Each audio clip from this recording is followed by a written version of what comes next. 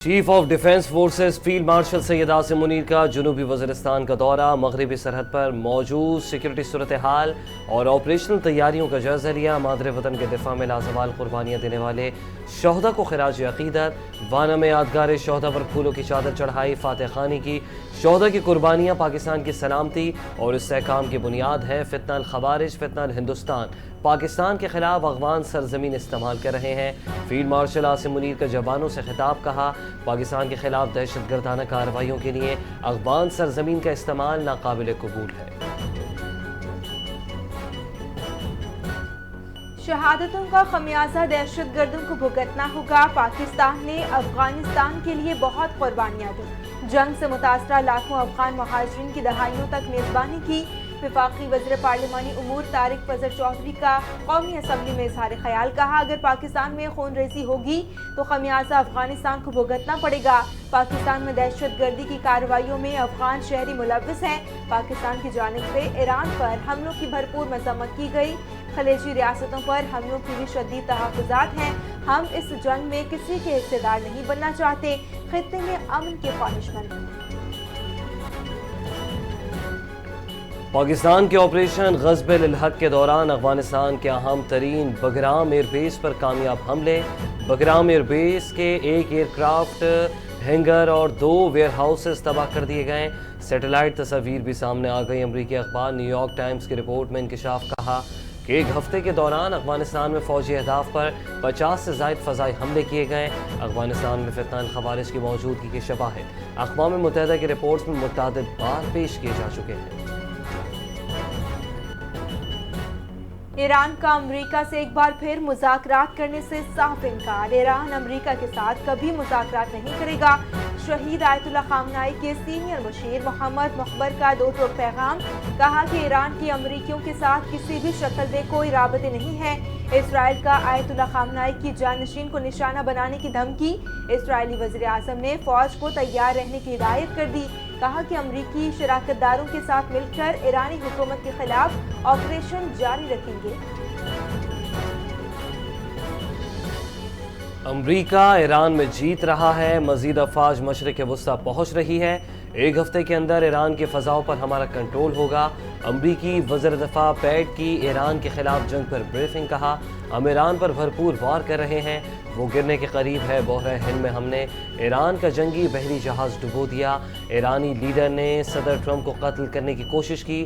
ایران میں اسکول پر ہونے والی بمباری کی تحقیقات کر رہے ہیں۔ امریکہ کے اتحادی اپنا بھرپور دفاع کر رہے ہیں۔ ابھی جنگ کی شروعات ہے، ہمارا پلڑا بھاری ہے۔ امریکہ نے جوہری مذاکرات کو ریئل اسٹیٹ کی طرح ڈیل کیا۔ ٹرمپ نے مذاکرات کی میز پر بمباری کر کے سفارتکاری کو نقصان پہنچایا۔ ایرانی وزیر خارجہ عباس اراغچی کی میڈیا سے گفتگو، کہا بڑے جھوٹ حقائق کو دھندلا رہے ہیں، غیر حقیقت پسندانہ توقعات پوری نہیں ہوتی۔ ایران میں رجیم چینج کے لیے امریکی خفیہ ادارے کا مبینہ پلان سامنے آ گیا۔ ایران نے دعویٰ کیا ہے کہ مشرق وسطیٰ میں امریکی فوجی اڈوں پر حملے میں 160 امریکی ہلاک کر دیے گئے ہیں۔ امریکی فوجیوں کی ہلاکت اور زخمیوں کی تعداد 650 تک پہنچ گئی۔ پاسداران انقلاب کا کہنا ہے کہ بحرہ ہند میں امریکی ایندھن بردار جہاز کو نشانہ بنایا گیا۔ ایران نے اسرائیل پر میزائل اور ڈرون حملوں کی نئی لہر شروع کر دی۔ آپریشن وعدہ صادق 4 کی 16ویں لہر کا باضابطہ اعلان۔ ایران کے ہدف پر بڑی تعداد میں بیلسٹک میزائل اور ڈرونز داغے گئے۔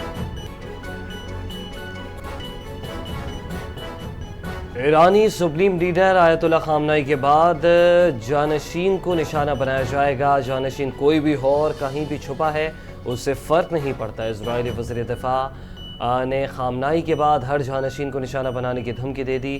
سوشل میڈیا پر جاری بیان میں کہا کہ خامنہئی کے جانشین کو نشانہ بنانے کے لیے اسرائیلی وزیر اعظم اور فوج کو تیار رکھنا ہے۔ ہم خامنہئی کے بعد ہر جانشین کو بھی ٹارگٹ کریں گے۔ امریکی شراکت داروں کے ساتھ مل کر ایرانی حکومت کے خلاف آپریشن جاری رکھیں گے۔ وزیر اعظم شہباز شریف کا لبنان کے وزیر اعظم نواب سلام سے ٹیلی فونک رابطہ۔ لبنان کے خلاف اسرائیل کی جارحیت کی سخت ترین الفاظ میں مذمت کی۔ اسرائیلی حملوں سے قیمتی جانوں کی ضیاع پر گہرے دکھ کا اظہار کیا۔ وزیر اعظم نے لبنانی عوام کے ساتھ پاکستان کی یکجہتی کا اعادہ کیا۔ پاکستان اور لبنان کے درمیان دیرینہ برادرانہ تعلقات کا حوالہ۔ لبنانی قیادت کو لبنان کی خود مختاری اور علاقائی سالمیت کے لیے پاکستان کی مکمل حمایت کی یقین دہانی۔ دونوں رہنماؤں نے ایران پر اسرائیل کے حملوں اور برادر خلیجی ممالک پر جوابی حملوں کے بعد خطے میں حالیہ کشیدگی پر بھی تبادلہ خیال کیا۔ ایران پر حملے، مشرق وسطی کی کشیدہ صورتحال، وزیر اعظم شہباز شریف کی زیر صدارت پارلیمانی جماعتوں کے رہنما و نمائندگان کا اہم اجلاس۔ شرکاء کو پاکستان افغانستان صورتحال، ایران، مشرق وسطی اور خلیج میں کشیدگی کے حوالے سے ان کیمرہ بریفنگ دی گئی۔ وزیر اعظم نے مشرق وسطی کی قیادت سے رابطوں پر اعتماد میں لیا۔ پاکستان کی ایرانی سپریم لیڈر کی شہادت اور ایران پر حملوں کی فوری مذمت۔ ان کیمرہ بریفنگ میں محمود اشکزئی، علامہ راجہ ناصر عباس اور پی ٹی آئی کا کوئی رکن شریک نہیں ہوا۔ سعودی عرب کا خطے کی صورتحال اور تیل سپلائی پر ہنگامی ضرورت کے پیش نظر پاکستان سے بھرپور تعاون جاری رکھنے کے عزم کا اظہار۔ وفاقی وزیر پیٹرولیم علی پرویز ملک سے سعودی سفیر نواب سعید المالکی کی ملاقات۔ خطے کی صورتحال پر تبادلہ خیال کیا گیا۔ علی پرویز ملک نے کہا کہ سعودی ذرائع نے پاکستان کے لیے خام تیل اٹھانے کے لیے ایک جہاز پاکستان سے یامبو روانہ کرنے کی یقین دہانی کرائی ہے، جبکہ امید ہے بندرگاہ یامبو سے تیل کی سپلائی میں پاکستان کو ترجیح دی جائے گی۔ ان حالات میں سعودی عرب کی حمایت پاکستان کے لیے انتہائی اہمیت کی حامل ہے۔ سعودی سفیر نے کہا کہ کسی بھی ہنگامی صورتحال میں پاکستان کے ساتھ دنیا میں تیسری عالمی جنگ چھڑ چکی ہے۔ رچرڈ شریف کا ایران پر امریکہ اور اسرائیل کے حملے اور پھر ایران کی جانب سے خلیجی ممالک پر جوابی حملوں کے بعد پیدا ہونے والی صورتحال پر خیالات کا اظہار۔ کہا کہ سابق فوجی کی حیثیت سے وہ یہ بات بنا سوچے سمجھے نہیں کہہ رہے۔ برطانیہ کے سابق سینئر نیٹو کمانڈر سر رچرڈ شریف کا برطانوی میڈیا کو انٹرویو۔ حقیقت میں انہیں یہ خدشہ ہے کہ اس وقت دنیا جنگ عظیم سوم دیکھ رہی ہے۔ برطانوی اخبار کے مطابق انہوں نے کہا کہ جنگ شروع تو ایک مقام پر ہوتی ہے، مگر اکثر یہ کسی دوسرے مقام پر ختم ہوتی ہے۔ امریکی سینیٹر الزبتھ کی ایرانی جنگ پر ٹرمپ انتظامیہ پر کڑی تنقید۔ کہا یہ غیر قانونی جھوٹ پر مبنی جنگ ہے، جنگ ختم کرنے کے لیے ہر ممکن اقدامات کریں گے۔ اقلیتی لیڈر نے کہا کہ انٹیلیجنس بریفنگ کے بعد تشویش مزید بڑھ گئی۔ ٹرمپ انتظامیہ ہر گھنٹے جنگ کا جواز بدل رہی ہے۔ رجیم چینج سے نیوکلیئر ہتھیار تک بیانیہ تبدیل، کوئی واضح حکمت عملی نہیں۔ وزیر اعلیٰ سندھ مراد علی شاہ ایرانی قونصل خانے پہنچے۔ ایران کے قونصل جنرل اکبر عیسیٰ زادہ سے ملاقات کی۔ ایران کے سپریم لیڈر آیت اللہ خامنائی اور دیگر رہنماؤں کی شہادت پر تعزیت۔ سندھ حکومت اور عوام ایران کے ساتھ کھڑے ہیں۔ وزیر اعلیٰ سندھ نے ایرانی قونصل خانے میں فاتح خوانی کی۔ شہداء کے درجات کی بلندی اور لواحقین کے لیے صبر کی دعا کی۔ پاکستان اسٹاک ایکسچینج میں کاروباری ہفتے کے تیسرے روز بندی کا رجحان۔ 100 انڈیکس میں 1354 پوائنٹس کی کمی، انڈیکس 1,55,777 پوائنٹس پر بند ہوا۔ گزشتہ روز مارکیٹ 1,57,132 پوائنٹس پر بند ہوئی تھی۔ دن بھر مجموعی طور پر 566 کمپنیوں کے حصص میں لین دین ہوا۔ 213 کمپنیوں کے حصص کی قیمتوں میں کمی، جبکہ 201 کمپنیوں کے حصص میں اضافہ دیکھنے میں آیا۔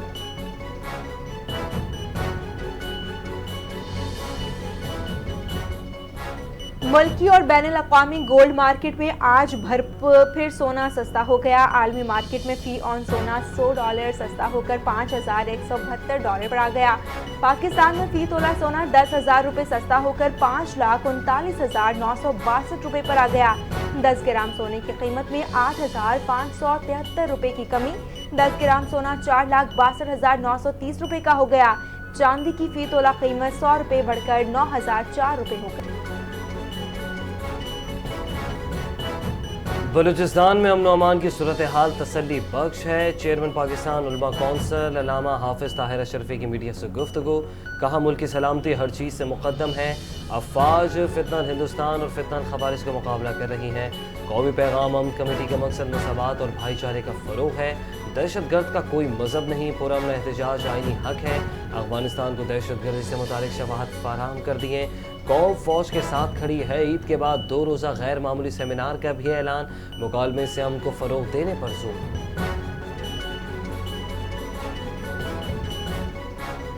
قطر نے ایران کے پاسداران انقلاب سے منسلک 2 مبینہ سلیپر سیلز گرفتار کر لیے۔ گرفتار افراد کی تعداد 10 اور دوران تفتیش ایرانی فوج سے وابستگی کا اعتراف کر لیا۔ 7 افراد کو قطر کی اہم اور فوجی تنصیبات کی جاسوسی کا ٹاسک سونپا گیا تھا۔ 3 افراد کو تخریبی کارروائیوں کی ذمہ داری دی گئی ہے۔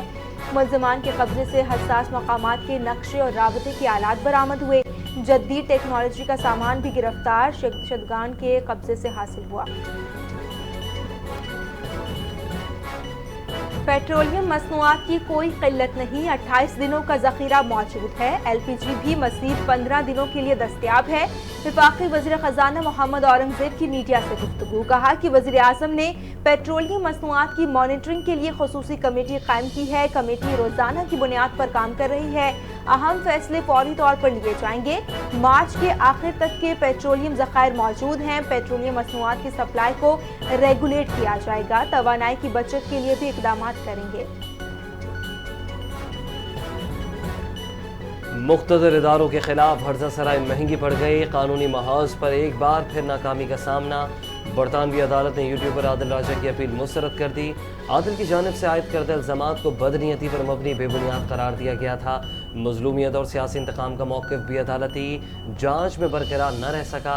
پیش کردہ موقف میں کامیابی کا کوئی امکان نہیں۔ عدالتی کارروائی کے دوران جج کی جانب سے ثبوت طلب کیے جانے پر متعلقہ نکات ثابت نہ ہو سکے۔ الزامات کے حق میں ٹھوس شواہد پیش نہیں کیے گئے۔ عدالت کے ریمارکس، عادل راجہ پر 3,50,000 پاؤنڈ جو پاکستانی کرنسی میں تقریباً 12 کروڑ بنتے ہیں ان کا جرمانہ عائد کر دیا گیا۔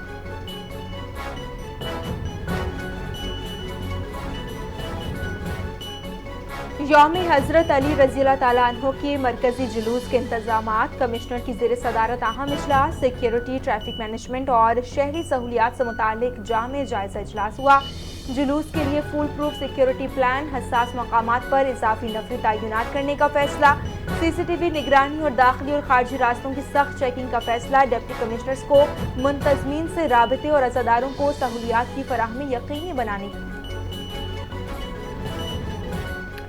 سیکیورٹی خدشات کے پیش نظر اہم شاہراہیں بند، شہریوں کی مشکلات میں اضافہ، حساس مقامات کے اطراف کنٹینرز رکاوٹیں لگا دی گئیں، ٹریفک کا نظام شدید متاثر، متبادل راستوں پر دباؤ بڑھ گیا، گاڑیوں کی لمبی قطاریں اور ٹریفک جیم معمول بن گیا، دفاتر اور اسکول اوقات کے دوران صورتحال مزید سنگین، سیکیورٹی کے ساتھ ٹریفک کی روانی کو بھی یقینی بنایا جائے۔